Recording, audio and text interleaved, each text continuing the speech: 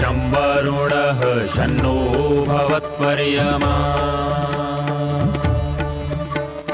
शन्न इन्द्रो बृहस्पतिः शन्नो विष्णुरुक्रमः ॐ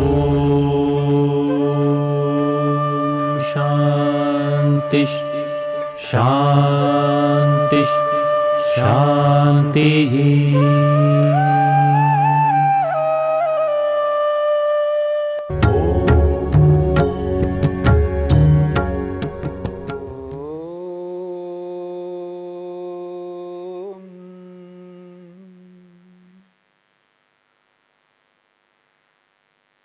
योग के बाधक तत्वों को लेकर के हम विचार कर रहे हैं। जो व्यक्ति योग करना चाहता है, योगाभ्यास करना चाहता है, उस व्यक्ति को योग में आने वाले विघ्नों के बारे में जानकारी प्राप्त करनी चाहिए। योग को ना होने देने वाले जितने भी कारण हो सकते हैं, उन समस्त कारणों को जानना, समझना और उन कारणों को अपने जीवन से बाहर निकालना। जब व्यक्ति योग के बाधकों को जान लेता है तो सावधान होता है, जागरूक होता है, अलर्ट होकर के अपने लक्ष्य को, उद्देश्य को, अपने प्रयोजन को पूरा करने के लिए सतत व्यक्ति प्रयत्न करेगा। उसके सामने केवल लक्ष्य रहेगा, सामने उद्देश्य रहेगा। उस उद्देश्य को ध्यान में रखते हुए ही वो कर्म करेगा और उस कर्म को करता हुआ जो कोई भी बाधक तत्व आ जाता है, कोई भी समस्या आ जाती है, तत्काल उसका समाधान करता है। क्योंकि योगी व्यक्ति, योगाभ्यास करने वाले व्यक्ति के जीवन में सदा समाधान रहेंगे, सदा उसके जीवन में समाधान पहले से विद्यमान रहेंगे। समस्या बाद में आएगी पर समाधान उसके पास पहले से विद्यमान है, उसको सोचना नहीं पड़ता है। क्यों? क्योंकि उसे ये पता रहता है दुनिया में हो क्या सकता है, क्या क्या हो सकता है, उसको बोध रहता है। कैसे? क्योंकि उसने जो संसार को देखा है, जाना है, और जो संसार में जो कुछ भी हो रहा है वो स्वतंत्रता से हो रहा है। मेरी बात को समझने का प्रयत्न करना। यदि जो कुछ भी हो रहा होता वो परतंत्रता के कारण से हो रहा होता तो पता नहीं लगेगा। लेकिन जब व्यक्ति स्वतंत्र होकर के कर्मों को करता है तो स्वतंत्रता से कोई भी व्यक्ति मुझको दुख दे सकता है। मेरी बात को समझने का प्रयत्न करना। जब प्रत्येक व्यक्ति स्वतंत्र है तो अपनी स्वतंत्रता से व्यक्ति दूसरे को दुख दे सकता है। दूसरे को दुख देने में स्वतंत्र है या दूसरे को सुख देने में स्वतंत्र है। जब व्यक्ति को यह बात पता लग जाती है कि व्यक्ति स्वतंत्र है तो अपनी स्वतंत्रता से कोई भी व्यक्ति मेरे साथ कुछ भी कर सकता है, उस व्यक्ति में यह दोष आ सकता है क्योंकि वह स्वतंत्र है। अपनी स्वतंत्रता से व्यक्ति कभी भी किसी के साथ कुछ भी कर सकता है, उसका कोई भरोसा नहीं है क्योंकि वो स्वतंत्र है। हां, परतंत्र होता तो वो मेरे अधिकार में रहेगा। जैसा मैं चाहूंगा वैसा ही सामने वाला तब कर सकता है, वो परतंत्र हो। और वो परतंत्र कभी नहीं हो सकता। चेतन वस्तु कभी परतंत्र नहीं हो सकता। हां, किसी कारण से किसी समय विशेष में वो परतंत्र हो सकता है। एक सेवक मालिक के पीछे रहता है, वो परतंत्र है, पर इतनी परतंत्रता है कि वो उसको वेतन लेना है। वेतन के समक्ष वो परतंत्र हो सकता है, समय विशेष के लिए हो सकता है, लेकिन वेतन लेने के साथ साथ में भी वो स्वतंत्र है। वो मना भी कर सकता है। मैं जो कुछ भी कहूं वो करेगा ही, ये आवश्यक नहीं है। वो कभी भी मना कर सकता है। क्यों? क्योंकि वो स्वतंत्र है। वो कोई नॉन लिविंग थिंग, जड़ वस्तु नहीं है। जैसा मैं चलाऊं वैसा वो नहीं चल सकता। वो मना भी कर सकता है, कर भी कर सकता है। उसके ज्ञान पर निर्भर करेगा। उसका जैसा नॉलेज रहेगा उसके अनुसार वो वैसा कर्म करेगा। मान भी सकता है, नहीं भी मान सकता है। और नहीं मानेगा तो हमें दुख नहीं होगा क्योंकि हमें पहले से पता है वो स्वतंत्र है। मानेगा तो मेरा काम होगा, नहीं मानेगा तो नहीं होगा, दूसरे से कराऊंगा, तीसरे से कराऊंगा, और कोई नहीं करेगा तो खुद कर लूंगा, पर दुखी नहीं होऊंगा। ये योगाभ्यास करने वाला इस बात को जान करके चलता है, इसलिए वो किसी से दुखी नहीं रह सकता, किसी से उस प्रकार की अपेक्षा नहीं रखता जिस प्रकार की अपेक्षा संसार करता है। ये मेरी मां है, ये मेरे पिता है, ये मेरी बहन है, ये मेरा भाई है, ये मेरे पड़ोसी है, ये मेरा मित्र है, इसको तो करना ही चाहिए, ये नहीं करेंगे तो कौन करेंगे, ये तो मेरे अपने हैं। ये जो अपेक्षा है, इस अपेक्षा के कारण से व्यक्ति दुखी रहता है, क्योंकि अपेक्षा कभी पूर्ण नहीं हो सकती है। जब जब पूर्ण होगी तब तब वो सुखी होगा, जब जब पूर्ण नहीं होगी वो अपेक्षा तब तब दुखी रहेगा, क्योंकि उसको ये बोध नहीं है, वो इस बात को समझ नहीं पा रहा है कि सामने वाला व्यक्ति स्वतंत्र है। वो मेरी मां भी क्यों ना हो, पिता भी क्यों ना हो, वो सब स्वतंत्र हैं, कर भी सकते हैं, नहीं भी कर सकते हैं, और जिस वक्त वो नहीं करेंगे उस वक्त मेरे कोई दुख नहीं होगा, क्योंकि इस बात को मैं जानता हूं वो स्वतंत्र हैं। स्वतंत्र व्यक्ति अपनी इच्छा से ही करेंगे।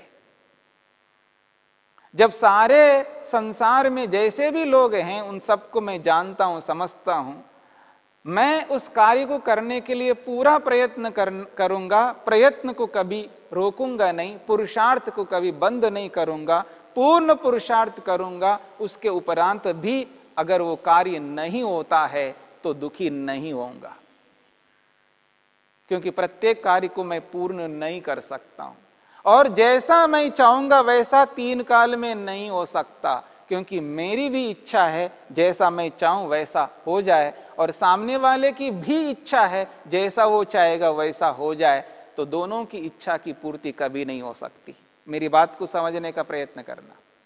मैं भी चाहता हूं, मेरे में भी इच्छा है, सामने वाले के अंदर भी इच्छा है, वो भी चाहता है, वो भी अपने मुताबिक चाहता है, मैं भी अपने मुताबिक चाहूंगा, तो दोनों अपने अपने मुताबिक नहीं कर सकते, अपनी अपनी इच्छाओं को नहीं पूरा कर सकते। किसी न किसी की इच्छा का विघात होगा, और जैसे ही विघात होगा तो उसको दुख होगा, पर योगाभ्यासी को दुख कभी नहीं हो सकता।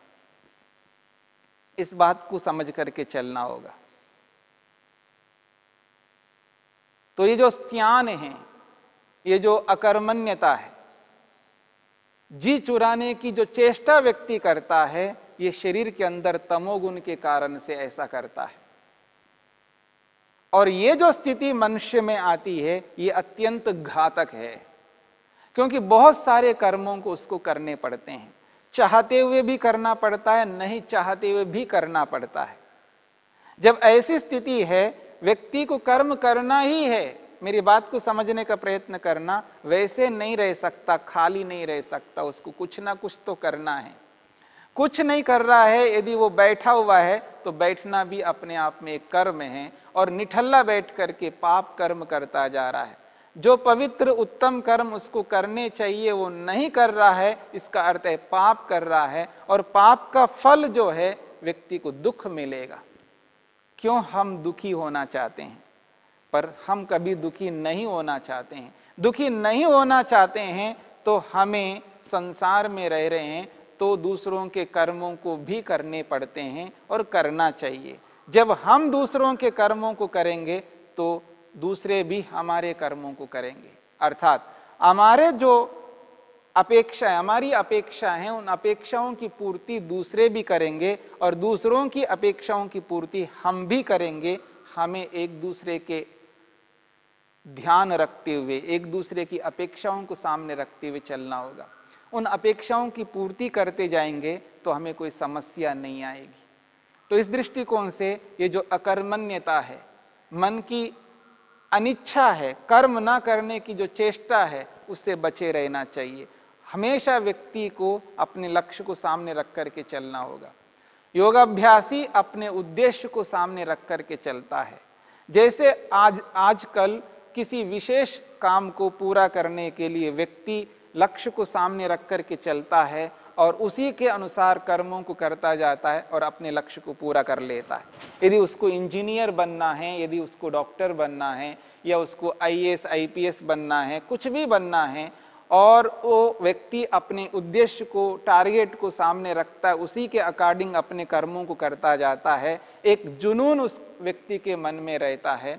व्यक्ति एक प्रकार से पागल होता है, उसके लिए उसके ऊपर भूत सवार होता है मानो, यानी वो उद्देश्य ही उसके लिए एक भूत जैसा है। उसको अचीव करने के लिए व्यक्ति अपने आप को उसमें झोंक देता है और वहां तक पहुंच जाता है। जब लौकिक कार्यों को करने के लिए इतना अधिक जुनून व्यक्ति में हो, तो ईश्वर को प्राप्त करने के लिए क्यों ना हो। ईश्वर को प्राप्त करने के लिए भी उसी प्रकार का पुरुषार्थ करना है। वहां हमें अकर्मण्यता को नहीं आने देना है, अर्थात जी चुराने की चेष्टा कभी नहीं करनी है। सदा सावधान रहना है, अलर्ट रहना है। यह तब संभव है जब हमारे शरीर में तमोगुण की मात्रा ना हो। और तमोगुण की मात्रा इसलिए आ जाती है, व्यक्ति अपनी दिनचर्या को, अपने क्रियाकलापों को व्यवस्थित नहीं करता है। न समय पर व्यक्ति सोता है, न समय पर उठता है, न समय पर खाता है, न समय पर व्यक्ति कार्यों को करता है। जब अपनी दिनचर्या को अस्त व्यस्त करता है, असमय सब कार्यों को करने लगता है, तो धीरे धीरे उसके अंदर आलस्य आने लगता है, प्रमाद आने लगता है। तब व्यक्ति अपने मन से कार्यों को न करने की चेष्टा करने लगता है। तब अकर्मण्यता आ जाती है, जी चुराने की स्थिति आ जाती है। तब व्यक्ति काम से बचने की चेष्टा करता है। जहां जहां अवसर आता है, वहां वहां व्यक्ति जी चुराने लगता है, वहां से भागने लगता है, उस कर्म को न करने की चेष्टा करता है, उससे बचने लगता है। और जब ऐसा बचेगा तो उसका जो मन एक प्रकार से लुंठित सा हो जाता है, मन उस तरह एक्टिव नहीं रहता है, उस तरह क्रियाशील नहीं रहता है। उस स्थिति में मन में एक अवसाद की स्थिति उत्पन्न होती है, एक तनाव की स्थिति उत्पन्न होती है, एक दबाव की स्थिति उत्पन्न होती है। उस स्थिति में जाकर के धीरे धीरे उसके अंदर चिंताएं उत्पन्न होने लगती हैं। और जैसी जैसी चिंताएं उत्पन्न होने लगेंगी, तब दबाव अधिक होने लगता है। फिर वो व्यक्ति तनावग्रस्त हो जाता है, डिप्रेशन में चला जाता है और नाना प्रकार के मानसिक रोगों को उत्पन्न कर लेता है, परेशान रहता है। और जहां उसको एकाग्र होना होता है, वो एकाग्रता भंग हो जाती है, वो चंचल हो जाता है, विक्षिप्त सा हो जाता है। और जब कोई भी कर्म करेगा तो वो विक्षिप्त होकर के करने लगेगा, तब उसको और अधिक दुख होने लगेगा। इस अकर्मण्यता के कारण से व्यक्ति के मन में ये स्थिति उत्पन्न होती है। व्यक्ति पागल सा हो जाता है, विक्षिप्त सा हो जाता है और व्यक्ति बेचैन उठता है और नाना प्रकार के ऐसे दोष करता है, जिससे व्यक्ति मानसिक रोगों से ग्रस्त हो जाता है। और आज संसार में ये जो टेंशन है, डिप्रेशन है, इससे बढ़कर और कोई रोग नहीं है। और अलग अलग दृष्टिकोण से व्यक्ति अलग अलग विषयों में टेंशन से ग्रस्त रहते हैं। अलग अलग विषयों में कोई ऐसा इशू नहीं है, कोई ऐसा फील्ड नहीं है जिसमें व्यक्ति चिंता से ग्रस्त नहीं होता हो। इसके पीछे एकमात्र कारण है अकर्मण्यता। इस अकर्मण्यता को जीवन में से हटा दिया जाए तो व्यक्ति निरंतर सावधान रहेगा, अलर्ट रहेगा और व्यक्ति मन से ऐसे ऐसे कर्मों को करेगा जिससे वाचनिक कर्म और शारीरिक कर्म उसके सुधर जाएंगे। मन से व्यक्ति को श्रद्धा करना है, प्रेम करना है, दया करना है, करुणा करना है, कृपा करना है, मित्रता बनानी है। मानसिक मित्रता सबसे अधिक लाभकारी होता है। शरीर से तो हम 2, 4, 5, 10, 100 कितने लोगों को मित्र बना सकते हैं, लेकिन वही व्यक्ति मानसिक रूप से सबको मित्र बना करके चले तो देखिएगा उसके सामने कोई शत्रु ही नहीं रहेगा। और शत्रु को भी अगर मित्र मान ले तो उसके प्रति जो उसकी दृष्टि है, उसकी जो नजरिया है, बिल्कुल बदल जाएगी।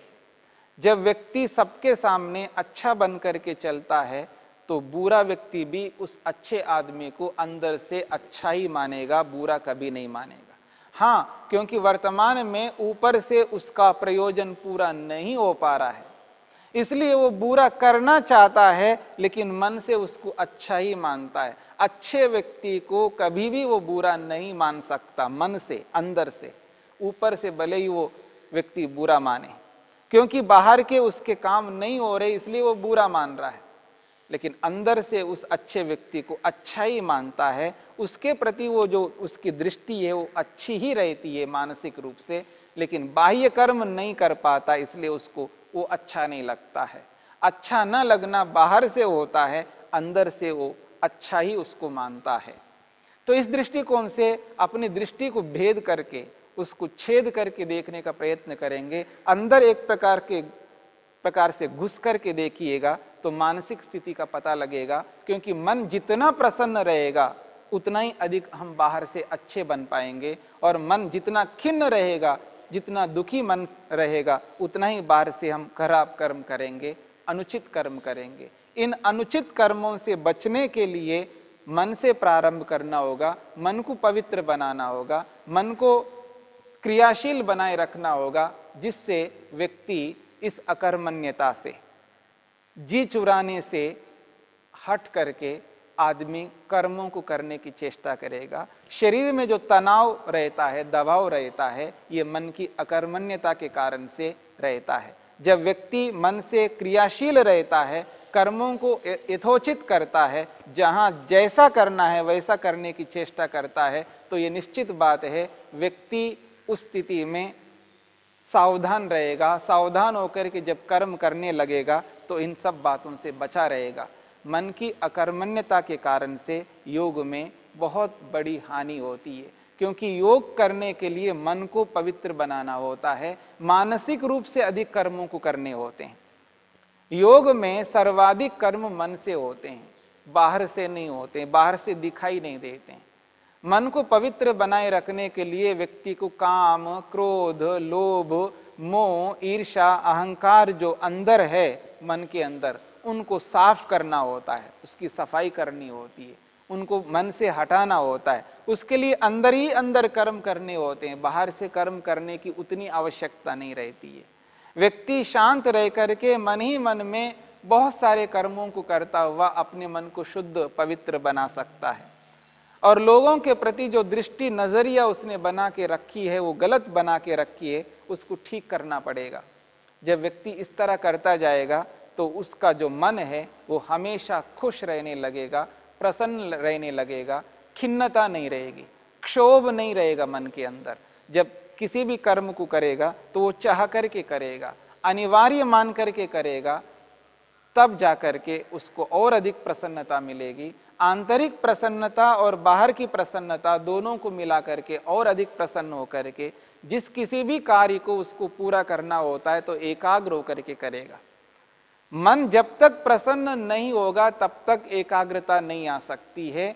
मन की एकाग्रता के लिए मन का प्रसन्न होना अनिवार्य है, और मन के प्रसन्न होने के लिए अच्छे कर्मों का करना अनिवार्य है। जब मन से अच्छा सोचेगा, अच्छा विचार करेगा, और वो अच्छे विचार को वाणी से जब निकालेगा, शरीर से जब निकालेगा, तब व्यक्ति अधिक प्रसन्न होगा।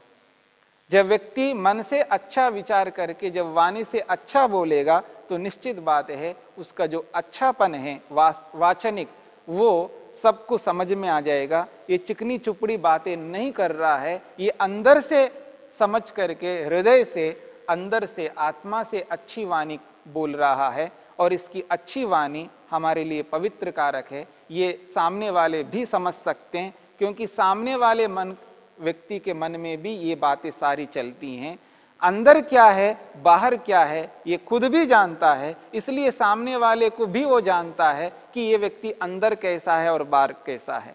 तो जब हम अंदर और बाहर से एक जैसा दिखाएंगे तो सामने वाले लोग भी धीरे धीरे हमारे अनुकूल होकर के, हमारे अनुसार चल करके वो हमें भी सहयोग करेंगे, हम उनका सहयोग करेंगे, तो एक दूसरे के सहयोग से ही अपने लक्ष्य तक हम पहुंच सकते हैं। इस प्रकार से अकर्मण्यता को दूर करना हमारा उद्देश्य है। जब जी चुराना रहता है तब योग नहीं होता है। जब मन को क्रियाशील बनाते हैं, जी नहीं चुराते हैं, अकर्मण्यता जब नहीं होती है, तो योग के लिए वो बहुत लाभकारी है। इस बात को लेकर के हमें चलना है।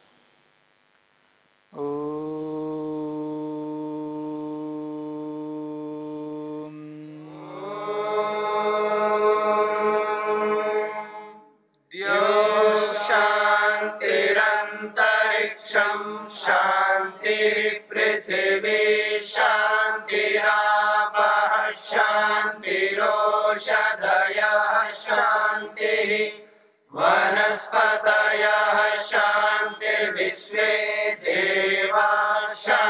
शांति ब्रह्म शांति सर्व